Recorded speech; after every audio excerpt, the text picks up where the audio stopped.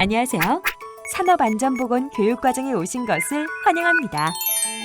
오늘은 직무 스트레스 관리라는 주제로 함께 살펴보겠습니다.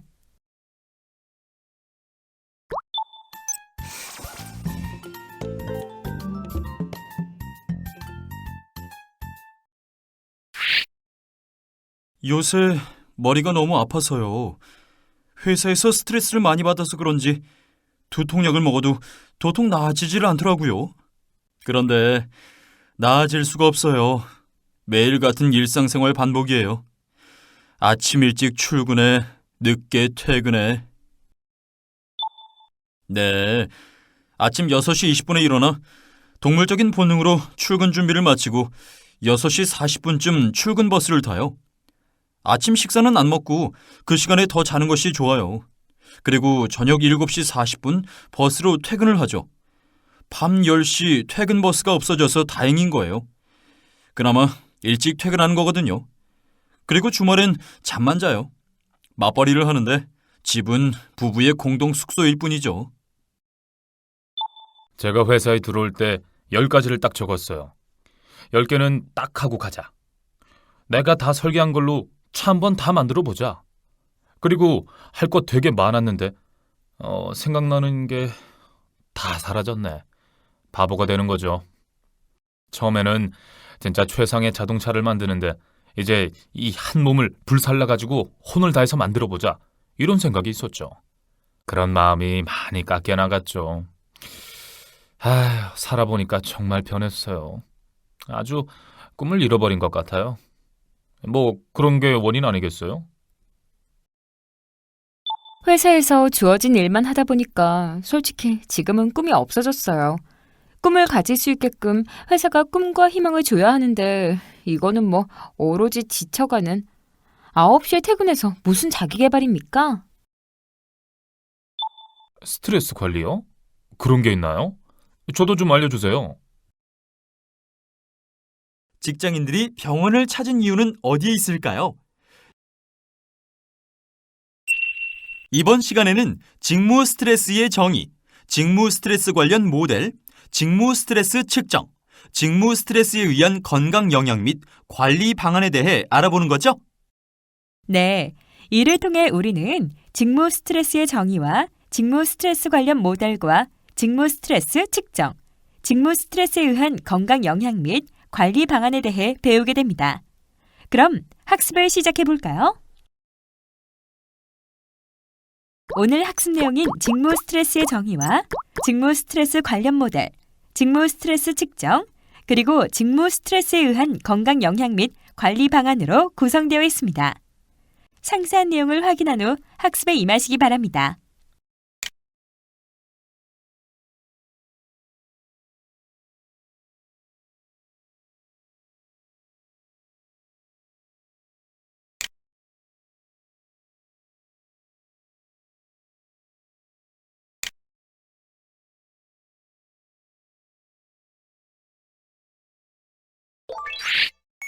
직무 스트레스의 정의와 이해. 직무 스트레스가 뭔지 매일매일 피곤하네. 나은준 씨, 아직도 몸이 좋지 않으세요? 매일 그렇죠 뭐. 직무 스트레스에 대해 이해가 부족하니 대처할 수도 없고, 그러니 매일 아프고 그런 거예요. 직무 스트레스도 대처할 수 있나요? 그럼요. 직무 스트레스에 대해 자세히 살펴보도록 합시다. 미국 국립산업안전보건연구소에서는 직무 스트레스에 대해서 업무상 요구사항이 근로자의 능력이나 자원, 바램과 일치하지 않을 때 생기는 유해한 신체적 정서적 반응이라고 정의 내리고 있습니다. 저도 그 정도는 알고 있다고요. 나은전 씨, 너무 자만하는 거 아니세요? 항상 겸손한 자세로 배움에 임해야죠. 교수님, 죄송해요. 겸손한 자세로 배움에 임하겠습니다. 네, 그럼 계속해서 직무 스트레스에 대해 살펴보겠습니다. 직무 스트레스에 대해 대는 우리에게 정신적 및 육체적으로 에너지를 주며 새로운 기술을 배워 우리의 업무를 완성하도록 도와주고 건강하고 생산적인 업무 수행을 위해 중요한 요소라고 하였습니다. 또한 2002년 유럽위원회는 삶의 양념인가 아니면 죽음의 입맞춤인가 라는 제목의 업무 관련 스트레스 안내서를 내기도 하였습니다. 양념? 입맞춤? 표현이 재미있네요. 그렇죠. 이처럼 업무 관련 스트레스란 업무 내용, 업무 조직 및 작업 환경이 해롭거나 불건전한 측면에 대한 정서적, 인지적, 행동적 및 생리적 반응 패턴으로서 고도의 각성 및 걱정, 그리고 때론 극복이 안 되는 느낌으로 특정 지을 수 있는 상태를 말합니다. 직무 스트레스에는 어떤 요인이 있지? 여기 있네.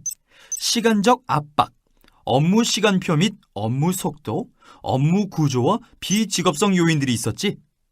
이런 스트레스를 줄일 중재 요인을 살펴볼까? 중재 요인은 개인의 행동 양식 및 개인적 자원들, 감정적 지지, 자존심의 확인, 정보의 제공 등의 사회적 지지가 있구나. 그럼 직무 스트레스에 의해서는 어떤 반응이 생기지? 교수님께 여쭤볼까? 교수님, 네, 나한조 씨. 직무 스트레스를 받으면 어떤 반응이 생기나요?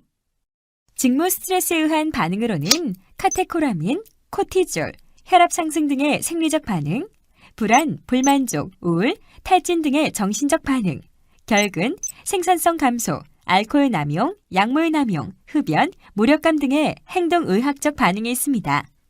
아, 그렇군요.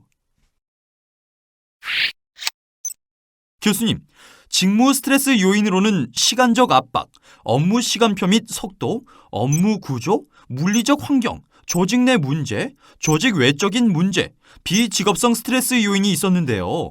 각 요인들에 대해 자세히 설명해 주세요. 네. 먼저 시간적 압박, 업무 시간표 및 속도는 직무 스트레스의 요인이 됩니다. 이 요인을 구체적으로 살펴보면 장시간 노동, 연장 근무, 교대 근무, 업무 시간 내내 자신이 업무를 통제하지 못하고 수동적인 행동을 강요받을 때, 일시적으로 자주 바뀌는 업무 시간, 스스로 업무 속도를 조절할 수 있는지의 여부 등이 있습니다. 업무 구조도 직무 스트레스의 요인이라고 볼 수 있습니다. 구체적인 예로 심리적 업무 요구가 높고 직무의 재량권이 낮은 업무로 업무 조직의 변화, 부서 이동, 좌천이나 승진, 업무의 예측 가능성 등이 이에 속합니다. 물리적 환경에는 부족한 조명, 과도한 소음, 비좁은 작업 공간, 비위생적 환경 등이 있으며 사무직의 경우는 불편한 책상, 과밀, 부족한 환기와 추운 실내 온도 등이 있습니다. 조직 내의 문제로는 업무 요구사항이 명확하지 못하거나 도달해야 될 목표를 모르거나 업무에 대한 전망이 결여되고 책임 범위가 명확하지 못한 것에서 비롯되는 업무의 모호성과 동료 근로자에 대해 신뢰하지 못하고 협동에 의한 상승 효과를 기대하기 어렵게 만드는 과도한 경쟁, 성별에 따른 차별, 동료 간의 의사소통 장애 및 인간적 관계 갈등으로 발생되는 직장 내 관계 갈등 등이 있습니다. 조직 외적인 문제로는 직업 안정성과 승진, 실업 및 자유시장 경제와 전 지구적 경제 상황에서의 고용 안정과 관련된 사항과 직무 안정성의 결여 등이 있습니다. 비직업성 스트레스 요인으로는 개인, 가족 및 지역사회가 처한 환경 등이 있습니다. 교수님, 여러 가지 직무 스트레스 요인들은 중재할 수 없나요? 중재할 수 있다면 어떠한 요인들로 중재가 가능한가요? 물론 직무 스트레스는 중재할 수 있습니다. 직무 스트레스를 중재할 수 있는 요인들 중에 먼저 사회적 지지에 대해 살펴보겠습니다. 이 요인은 스트레스 인자와 스트레스로 인한 신체적, 심리적 증상, 그리고 건강 영향의 관계에 가장 활발하게 연구되어 왔던 요인입니다.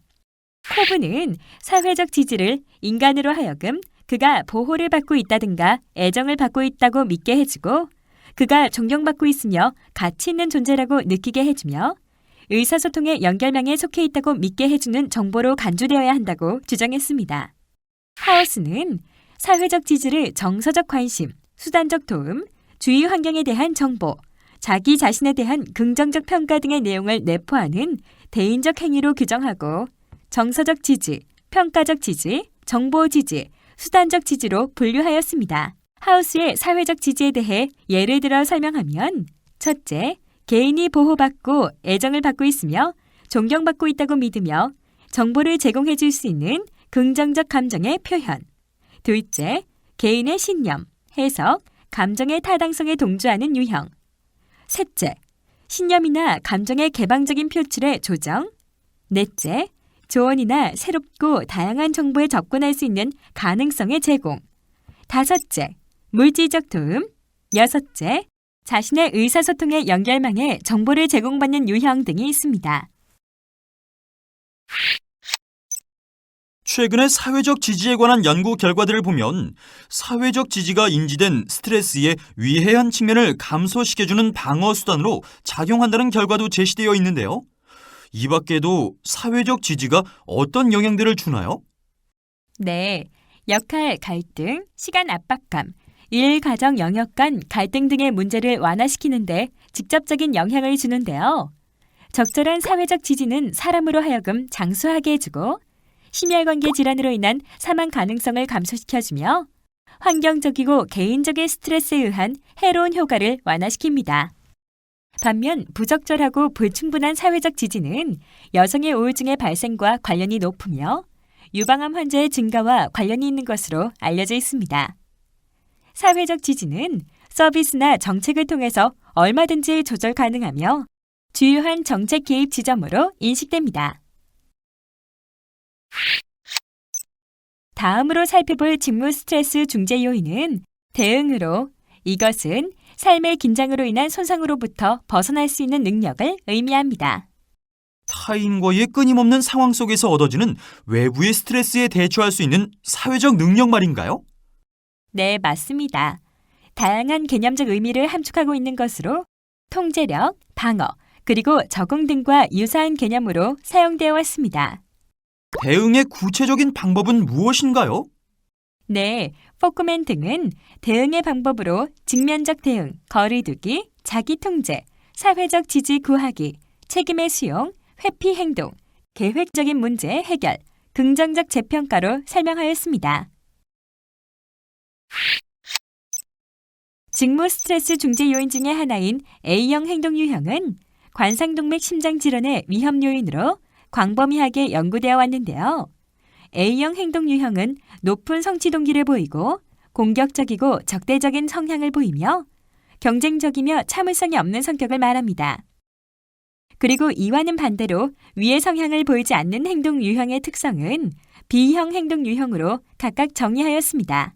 A형의 성향을 보이는 사람은 시간 개념에 대해 과민한 반응을 보이기도 하지 않나요? 네. 또한 보행이나 식사, 그리고 업무 수행을 빠르고 거칠으로 하는 경향을 보이며 안면 긴장, 말 빠르게 하기, 다른 사람의 말 끼어들기, 호흡 시 소리내기 등의 신체적인 특성을 보입니다. A형 행동 유형과 심장질환의 발생 간의 관련성에 대해선 그동안의 여러 연구에서 보고된 바 있습니다. 대표적 연구로 프레이밍햄 연구 결과에 의하면 A형 행동 유형을 소유한 사람은 B형의 사람보다 심장질환의 발생률이 약 2배가량 높다고 보고되고 있습니다. 교수님, 그럼 A형 행동 유형은 직무 스트레스에 어떤 영향을 미치나요? A형 행동 유형은 직장 내에서의 스트레스 인제 양이나 질과는 무관하게 그 자체가 심리학적 증상을 증가시키는 것으로 알려져 있으며 이 밖에도 인지된 스트레스 인자의 효과를 약화시킴으로써 스트레스 인자와 긴장 간의 관계를 수정시키는 중재 효과와 스트레스 인자뿐만 아니라 스트레스 증상에도 영향을 미치는 매개 효과 등이 발견되어 스트레스 과정에 중요한 역할을 하는 인성적 특성으로 널리 알려져 있습니다. 다음은 통제 신념입니다. 통제 신념에 대해 나은조 씨가 한번 말해볼까요? 네, 통제 신념이란 행위와 결과에 대한 일반화된 기대로 정의되며 로터에 의해 개발되었습니다. 그런데 교수님, 통제 신념은 3가지 유형으로 나뉜다고 하는데요. 어떤 유형들이 있나요? 네, 통제 신념의 유형에 대해서는 제가 설명해 드릴게요. 먼저 긍정적이건 부정적이건 한 사건의 발생이 그 자신의 노력이나 영향력에 의해 결정된다고 믿는 내적 통제 신념과 위와는 대조적으로 어떤 사건의 발생이나 결과는 자신의 노력이나 영향력 그리고 조정의 수준을 넘어 환경이나 주변에 영향력이 있는 사람들에 의해 영향을 받고 결정된다고 믿는 외적 통제신념, 자신이나 영향력 있는 타자에 의해서 결과나 사건이 영향을 받기보다는 우연에 의한 것으로 믿는 우연신념 등이 있습니다.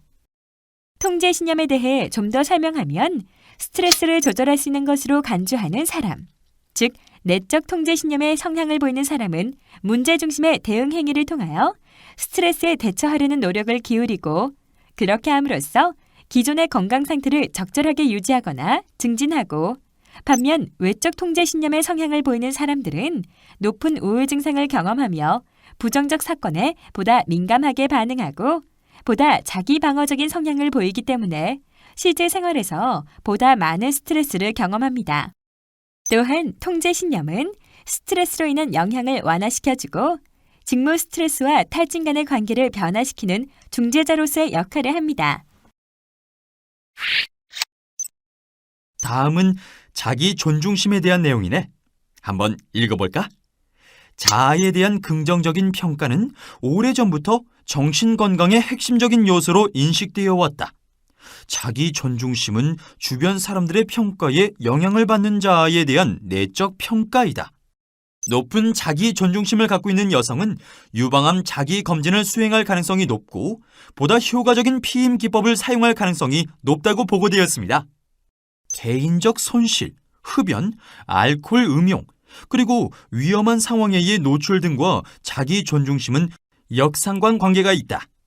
자기 존중심이 높은 사람은 적응 능력도 높으며 긍정적인 감정 상태를 체험하며 불안감을 덜 느끼는 반면에 자기 존중심이 낮은 사람은 자신의 능력에 대해 신뢰하거나 확신하지 못하며 성공적인 직무 및 역할 수행이 힘들 것으로 인식된다.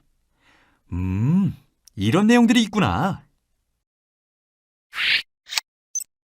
마지막 직무 스트레스 중재 요인으로는 강인성입니다.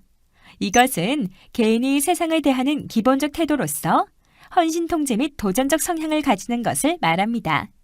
동조, 통제, 도전, 강인성을 비교하여 살펴보도록 하세요.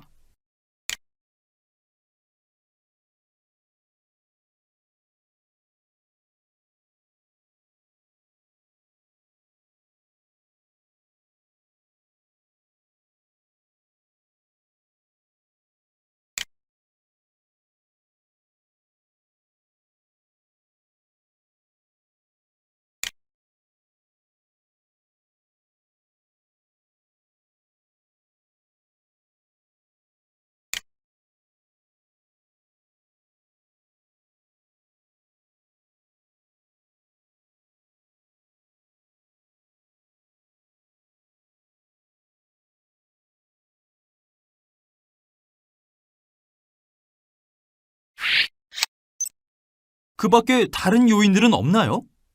네, 그 밖에 직무 스트레스를 중재하는 요인들로는 자신력, 낙관주의, 부정적 정서 등이 있습니다.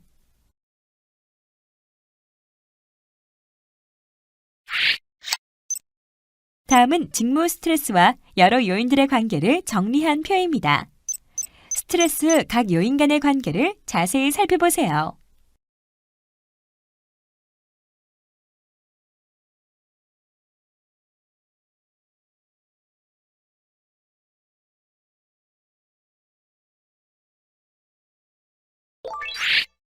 직무 스트레스 관련 모델.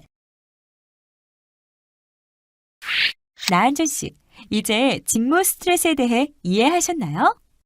네, 교수님. 이제 직무 스트레스에 대해 좀 알 것 같아요. 네, 그럼 다음으로는 직무 스트레스 관련 모델에 대해 살펴보겠습니다. 네, 첫 번째 모델은 카라색 직무 스트레스 모델입니다. 카라색 직무 스트레스 모델은 어떤 모델인가요? 네, 이 모델은 개별 근로자의 인식을 평가하기 위한 것이 아니라 개별 근로자 외부에 존재하는 직무 구조 및 특징을 평가하는 것으로, 이에 대한 두 가지 개념으로 직무 통제력과 직무 요구가 있습니다. 직무 통제력은 실제 근로자가 일을 할 때 무엇을 할 것인가, 그 일을 어떻게 할 것인가를 결정할 수 있는 권한을 측정하기 위한 개념이며, 근로자들의 기술 개발과 창의력을 요구, 촉진하는지를 측정하기 위한 기술 재량권의 개념이 이에 속합니다. 직무 요구는 정신적인 직무 요구를 평가하기 위한 개념과 해당 직무를 수행하기 위해 요구되는 정신적인 각성과 긴장의 정도를 말합니다. 교수님, 모델의 특징들에 대해서도 설명해 주셔야죠. 지금 막 설명해 드리려고 했어요. 나은조 씨, 학습에 대한 열의가 대단한데요? 카라식 모델의 특징은 4가지로 설명드릴 수 있는데요. 그중 첫 번째 특징은 직무 요구는 높은데 반해 직무 통제력은 낮은 직무 구조에 장기간 노출되었을 때 스트레스가 발생하는 고긴장 집단. 두 번째는 높은 직무 통제력과 함께 낮은 직무 요구에 속한 근로자가 있는 저긴장 집단. 세 번째는 낮은 직무 통제력과 결합한 낮은 직무 요구로 근로자들의 지적 능력과 기술 활용을 배제시키고 또한 이미 학습된 기술과 능력은 퇴화시키는 수동 집단. 마지막으로 높은 직무 통제력과 결합된 높은 직무 요구를 하는 근로자가 있는 적극적 집단으로 카라색 직무 스트레스 모델은 존슨에 의해 디맨드 컨트롤 서포트 모델로 확장되었는데요. 존슨은 가장 심한 직무 스트레스는 낮은 직무 통제력과 높은 직무 요구뿐만 아니라 낮은 사회적 지지를 가진 직무 구조에서 지속적으로 일을 할 때 발생한다고 주장하였습니다. 교수님, 다음은 어떤 모델인가요? 네, 다음 모델은 노력 보상 불균형 모델입니다. 이 모델은 어디서 본 적이 있는 것 같아요. 조하네스 지그니스트에 의해 개발되어 카라색의 직무 긴장 모델과 함께 대표적인 직무 스트레스 모델의 하나로 직무 긴장 모델이 직무 특성에 초점을 맞추고 개인 특성을 크게 고려하지 않는 것으로부터 시작하여 개인의 차원에서 스트레스를 일으키는 가장 첫 번째 과정은 본인 노력의 내용과 크기, 그리고 본인이 직접 체험하는 보상의 내용과 크기라는 관점의 모델이 아닌가요? 네, 아주 잘 설명해 주었습니다. 노력 보상 불균형 모델의 이론적 모형에 대해 자세히 살펴보세요.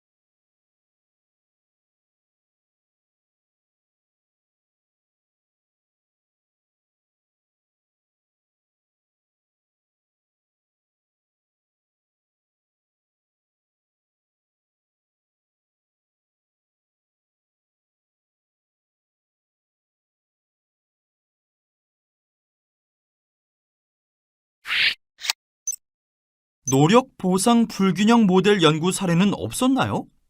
노력 보상 불균형 모델에 대하여 연구 사례가 있는데요. 바로 질병과의 연관성 연구입니다.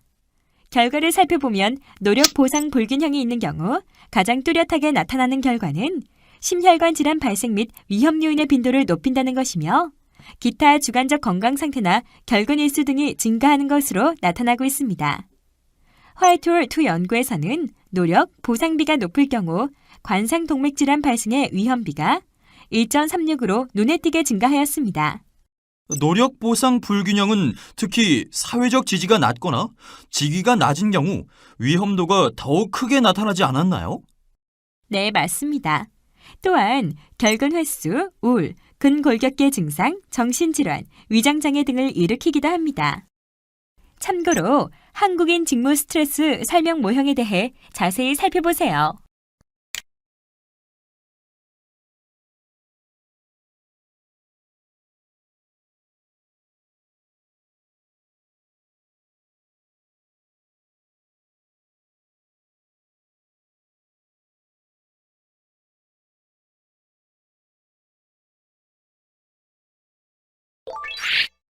직무 스트레스 측정. 교수님, 제가 받고 있는 직무 스트레스를 측정할 수도 있나요? 네, 직무 스트레스는 측정이 가능합니다. 어떻게 측정하고 어떤 도구들로 평가하는지 한번 살펴보도록 하죠. 네. 직무 스트레스를 측정할 수 있는 생물학적 지표에는 카테코라민, 코티졸, 도파민, 세로토닌 등의 신경 내분비계 지표, 여러 면역 지표, 고혈압, 호모시스테인, 심박동수 변이 등의 심혈관계 지표 등이 있습니다. 생물학적 지표의 내적, 외적 변이가 커서 설문 도구를 통해 평가를 보완하는 수준에서 진행됩니다. 국내에서 개발한 직무 스트레스 측정 도구가 있나요? 네, 국내에서 대규모 연구를 통해 일정한 기준을 제시할 수 있는 평가 도구로 카라색의 JCQ를 번역하여 사용한 14문항 도구와 2003년에 개발한 한국인 직무 스트레스 측정 도구 등을 사용하고 있습니다. 직무 스트레스 평가 도구는 어떻게 개발되었나요? 네, 그동안 국내에서 사용된 직무 스트레스 측정 도구들의 대다수가 외국의 도구들을 과학적 검증 없이 단순 번역해서 사용하였는데요.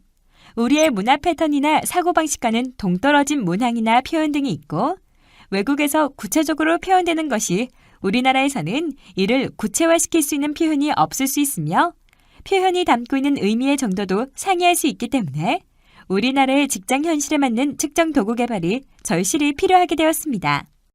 아, 그렇군요. 또한 우리나라 직장인의 문화 특성에 맞는 측정 도구에 대한 표준화 작업 및 규준 마련이 필요했기 때문에 개발하게 되었답니다. 한국인 직무 스트레스 측정 도구는 총 43개 항목의 설문으로 구성되어 있으며 일반적이고 보편적인 의미에서의 직무 스트레스 요인을 평가하기 위하여 8개의 영역으로 구성되어 있습니다. 8개 항목이라면 어떤 항목들이 있나요? 물리 환경, 직무 요구, 직무 자율, 직무 불안정, 관계 갈등, 조직 체계, 보상 부적절, 직장 문화로 구성되어 있습니다. 자세히 살펴보세요.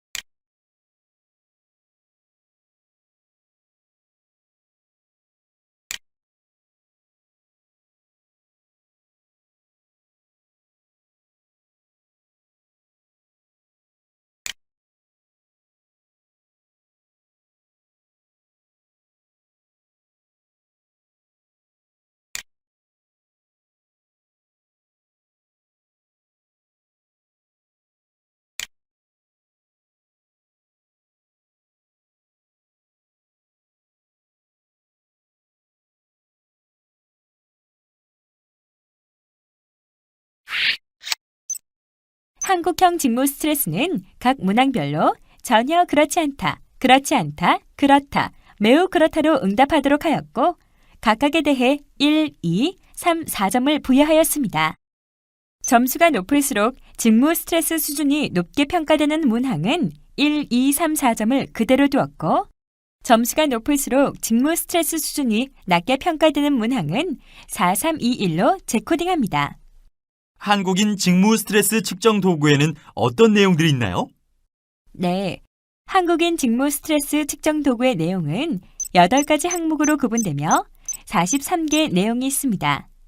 세부적으로 살펴보면 첫 번째 항목은 물리 환경과 관련한 내용 3가지, 직무 요구에 관한 8가지, 직무 자유과 관련한 내용 5가지, 관계 갈등과 관련한 4가지, 직무 불안정과 관련한 내용 6가지, 조직 체계와 관련한 7가지, 보상 부적절과 관련한 내용 6가지, 직장 문화와 관련한 내용 4가지가 있습니다. 내용을 자세히 살펴보겠습니다.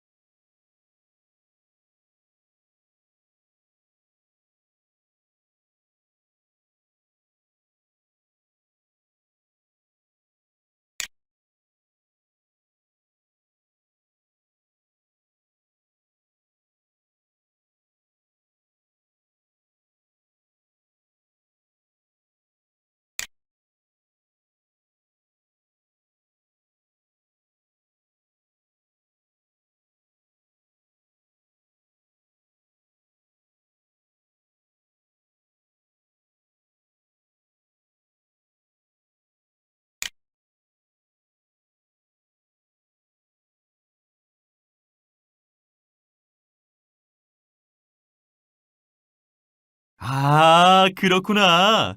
그럼 100점 환산 점수는 어떻게 계산하나요? 네, 각 영역별 환산 점수는 실제 점수에서 문항수를 뺀 값에 100을 곱합니다. 이 값을 예상 가능한 최고 점수에서 문항수를 뺀 값으로 나눕니다. 직무 스트레스 총 점수는 각 8개 영역의 환산 점수의 총합을 8로 나눕니다. 계산한 점수에 따라 참고치를 보고 점수의 의미를 알 수 있습니다. 아, 이게 참고치구나. 남자용과 여자용이 따로 있네요. 네, 그렇습니다. 한국인 직무 스트레스 평가표는 대상 근로자의 실제 점수와 회사 평균 점수 및 전국 근로자의 4분의 수를 제시한 것으로 대상 근로자의 직무 스트레스 점수가 어떤 범위에 포함되는가를 비교할 수 있습니다. 참고치 상위 25%는 전국 근로자 중 직무 스트레스가 높은 상위 25%에 해당하는 점수를 나타냅니다. 그리고 점수의 의미는 각 항목의 직무 스트레스 점수가 어떤 범위에 포함되는가에 대한 정보를 알 수 있도록 한 것으로 참고치의 점수가 낮은 방향으로의 관리가 필요합니다.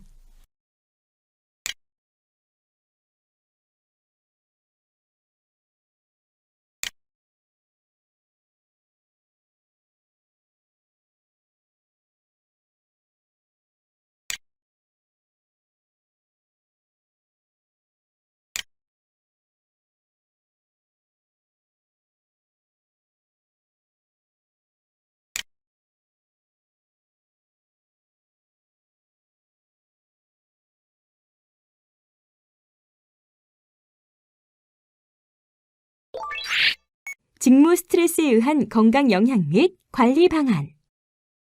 직무 스트레스는 건강에 영향을 줄 수 있습니다. 건강에도 영향을 미친다고요? 네, 나은전 씨도 스트레스로 인한 두통을 느끼셨잖아요. 그와 같이 건강에 영향을 미친다고 할 수 있죠. 그럼 관리를 잘해야 하겠군요. 맞아요. 그럼 직무 스트레스에 의한 건강 영향 및 관리 방안에 대해 살펴보도록 해요. 먼저 직무 스트레스와 심혈관 질환과의 관계입니다. 심혈관 질환과도 관계가 있나요? 그럼요. 이 관계에 대해서는 카라식 모델을 이용한 단면 조사뿐만 아니라 환자 대조군 조사, 추적 조사에서도 업무 요구도가 높거나 업무 자율도가 낮은 경우에 심혈관 질환의 위험성이 증가한다고 밝혀져 있습니다. 또한 사회적 지지를 포함시킨 확대 모형을 이용한 연구들에서는 사회적 지지가 낮은 군에서 심혈관계 질환의 발생률이 높다고 보고되었고요. 보고 내용에 대해 좀 더 알려주세요. 네, 단면 연구의 예로 잔신 등은 스웨덴의 남성과 여성 노동자 중 13,799명을 무작위 추출하여 정신 사회적 작업 환경과 심혈관계 질환 이환율과의 관계를 조사하였는데 높은 업무 요구도, 낮은 자율도, 낮은 지지도 그룹에서 심혈관계 질환의 연령 보정 이환율이 2.17배나 높다고 보고하였으며 지그리스트 등은 노력, 보상 불균형 모델을 이용하여 중년의 남성 육체 노동자 416명을 6년 반 동안 추적 조사한 결과 허혈성 심장 질환에 대한 교차 위험비가 높아지는 것을 밝혔습니다. 그 외에도 장시간 노동, 직업 운전, 교대 근무 등에 의하여 직무 스트레스로 인한 심혈관 질환이 발생됩니다. 다음은 근골격계 질환과의 관계입니다. NIOSH는 1997년 5가지의 사회심리적 요인이 잠재적으로 작업 관련성 근육골격계 질환과 관련이 있다고 설명하였습니다. 5가지 사회 심리적 요인은 무엇인가요? 그 요인들로는 직무 만족도, 노동 강도 강화, 단조로운 작업, 직무 재량, 사회적 지지 등이 있습니다. NIOSH는 1997년에 사회 심리적 요인과 직업 관련성 근골격계 질환의 관계를 살펴본 결과 허리, 목, 어깨 부위의 질환이 손이나 손목 부위의 질환보다 더 많이 발생하는 것으로 보고하였습니다.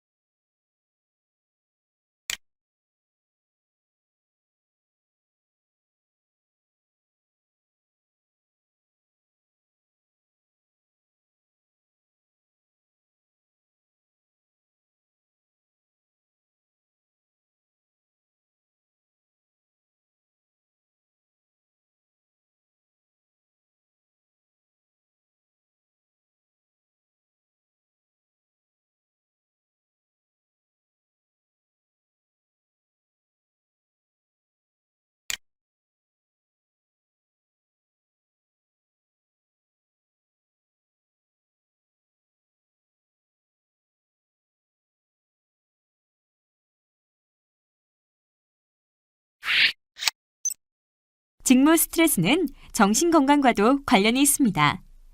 직무에서 경험하는 과도한 스트레스에 따라 우울증, 불안장애, 약물남용, 수면장애, 신경성 두통 및 소화기 장애를 일으킬 수 있어요. 아, 그럼 스트레스로 인한 제 두통 증상도 거기에 속하겠군요. 네, 심리적 반응과 행동 변화, 탈진 증후군, 우울 증상, 공황 장애, 알코올 남용 등에 대해 자세히 살펴보세요.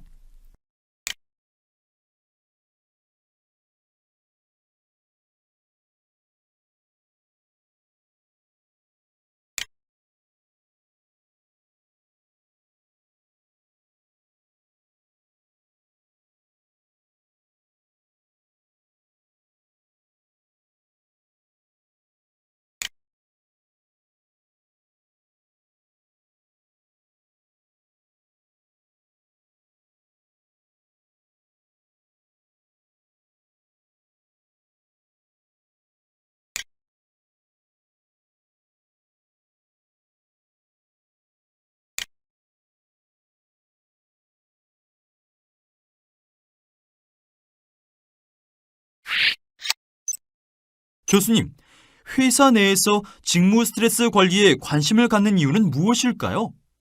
네, 정신적으로, 신체적으로 건강해야 생산성이 높아지고 결과적으로 회사에 이익이 된다는 인식이 확산되고 있기 때문입니다.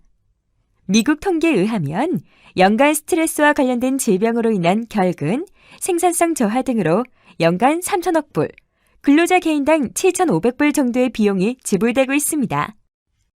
그렇게 되면 건강보험으로 지급되는 사업주 부담이 증가되겠군요. 네. 하지만 국내에서는 아직 이에 관심을 갖는 사업장이 많지 않은 것이 현실입니다. 직무 스트레스 관리 방안의 흐름은 스트레스원을 제거하는 방향, 개인의 대응 전략에 초점을 두는 방향, 개인적 접근, 조직적 접근으로 흐르고 있구나. 다음으로는 직무 스트레스 관리의 개인적 접근에 대해 살펴보겠습니다. 개인적 접근에는 어떤 요인들이 있나요? 개인적 접근에는 약물 치료, 자기 관찰, 인지 행동 치료, 이완 훈련, 점진적 근육 이완법, 바이오 피드백, 명상, 자기 주장 훈련, 자유 훈련법, 분노 조절 훈련 등이 있습니다. 내용을 자세히 살펴보세요. 네, 교수님.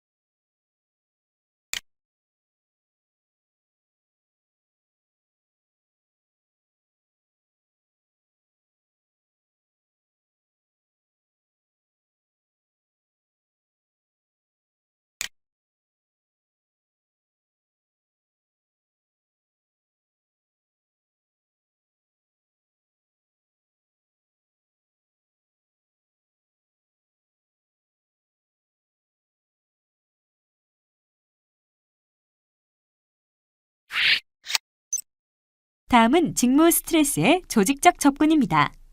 직장 내 스트레스 예방은 조직적 변화와 스트레스 관리를 합한 통합적 접근 방법으로 접근해야 합니다. 직장 내 스트레스의 예방을 통하여 건강한 조직, 만족하고 생산적인 근로자, 수익성 높고 경쟁적인 조직이 되는 것이군요. 네, 맞습니다. 교수님, 조직적 접근법의 일반적 원칙에 대해서도 알려주세요. 당연히 알려드려야죠. 조직적 접근법의 일반적 원칙은 총 7가지로 구성되어 있습니다. 업무 부담이 근로자의 능력 및 자원과 일치되는지 확인하고 근로자 자신의 기술을 사용하도록 의미 있는 자극 및 기회를 제공하도록 직무를 디자인하며 근로자의 역할과 책임을 명확히 정의해주고 근로자에게 직무에 영향을 주는 결정과 행위에 참여할 기회를 제공하며 경력 발전과 미래 고용 전망에 대해 불안정을 줄이는 의사소통을 증가시키고 근로자 간의 사회적 상호교류 기회를 제공해주고 요구와 직무 외의 책임에 부응하는 작업 스케줄을 확립하는 것이 바로 그 원칙들이에요. 그렇구나. 그럼 조직적 접근법은 어떤 순서로 실행해야 하나요? 나은전 씨를 위해서 제가 미리 준비해놨어요. 자세히 살펴보세요. 역시 교수님은 센스 만점이세요.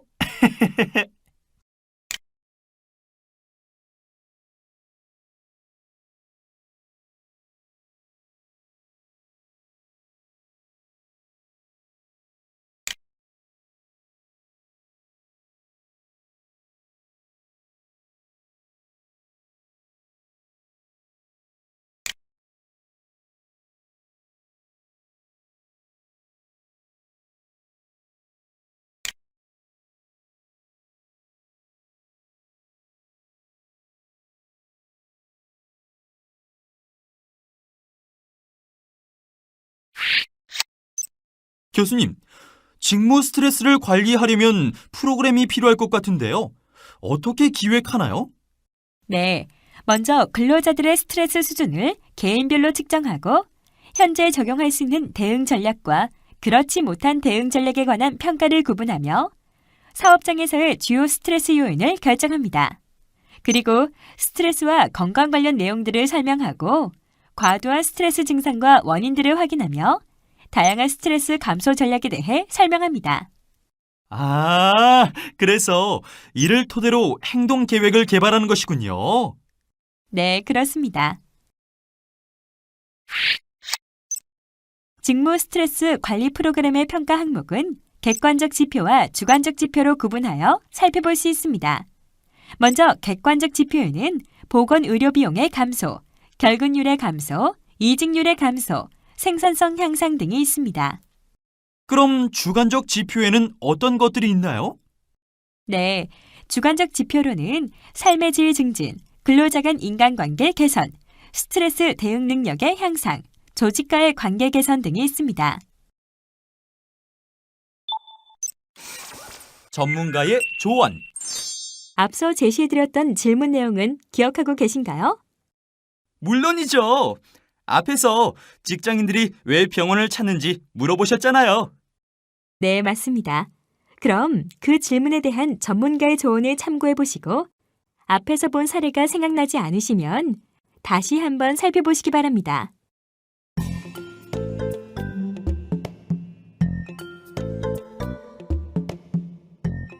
요새 머리가 너무 아파서요. 회사에서 스트레스를 많이 받아서 그런지 두통약을 먹어도 도통 나아지질 않더라고요. 그런데 나아질 수가 없어요. 매일 같은 일상생활 반복이에요. 아침 일찍 출근해, 늦게 퇴근해. 네, 아침 6시 20분에 일어나 동물적인 본능으로 출근 준비를 마치고 6시 40분쯤 출근 버스를 타요. 아침 식사는 안 먹고 그 시간에 더 자는 것이 좋아요. 그리고 저녁 7시 40분 버스로 퇴근을 하죠. 밤 10시 퇴근 버스가 없어져서 다행인 거예요. 그나마 일찍 퇴근하는 거거든요. 그리고 주말엔 잠만 자요. 맞벌이를 하는데 집은 부부의 공동 숙소일 뿐이죠. 제가 회사에 들어올 때 10가지를 딱 적었어요. 10개는 딱 하고 가자. 내가 다 설계한 걸로 차 한번 다 만들어 보자. 그리고 할 거 되게 많았는데 생각나는 게 다 사라졌네. 바보가 되는 거죠. 처음에는 진짜 최상의 자동차를 만드는데 이제 이 한 몸을 불살라가지고 혼을 다해서 만들어 보자. 이런 생각이 있었죠. 그런 마음이 많이 깎여 나갔죠. 아휴, 살아보니까 정말 변했어요. 아주 꿈을 잃어버린 것 같아요. 뭐 그런 게 원인 아니겠어요? 회사에서 주어진 일만 하다 보니까 솔직히 지금은 꿈이 없어졌어요. 꿈을 가질 수 있게끔 회사가 꿈과 희망을 줘야 하는데 이거는 뭐 오로지 지쳐가는 9시에 퇴근해서 무슨 자기계발입니까? 스트레스 관리요? 그런 게 있나요? 저도 좀 알려주세요.